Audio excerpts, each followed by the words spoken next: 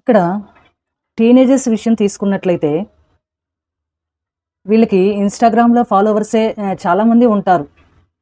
హ్యాపీగానే, నార్మల్‌గానే ఉంటారు. కానీ ఒక కజిన్ గానీ, రిలేటివ్స్ గానీ ఎవరైనా ఇంటికి వచ్చి మాట్లాడుతున్నారనుకోండి, కనీసం వాళ్ళతో 10 నిమిషాలు కూడా మాట్లాడరండి. ఇబ్బంది పడుతూ ఉంటారు.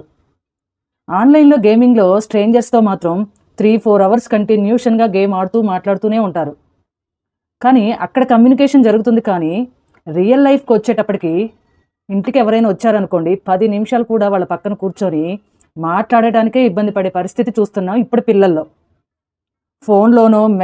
ఫోన్‌లోనూ మెసేజుల్లో మాత్రం హాయ్, బాయ్, అరే డ్యూడ్, మచ్చా ఇలా మాట్లాడుతూ ఉంటారు.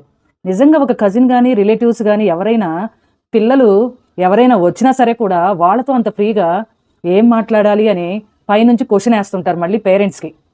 పేరెంట్స్ ఏమంటారంటే, మా అబ్బాయి చాలా డీసెంట్‌గా ఉంటాడండి, సైలెంట్‌గా ఉంటాడు అని అనుకుంటారు. సమ్‌టైమ్స్ ఇది మెచ్యూరిటీ అనుకుంటారు. కానీ అన్ని సార్లు ఇది మెచ్యూరిటీ కాదండి. కొన్నిసార్లు ఇది సోషల్ డిస్కంఫర్ట్ కూడా అయ్యుండొచ్చు. కాబట్టి మీ పిల్లలు కూడా ఇలా బిహేవ్ చేస్తున్నారా?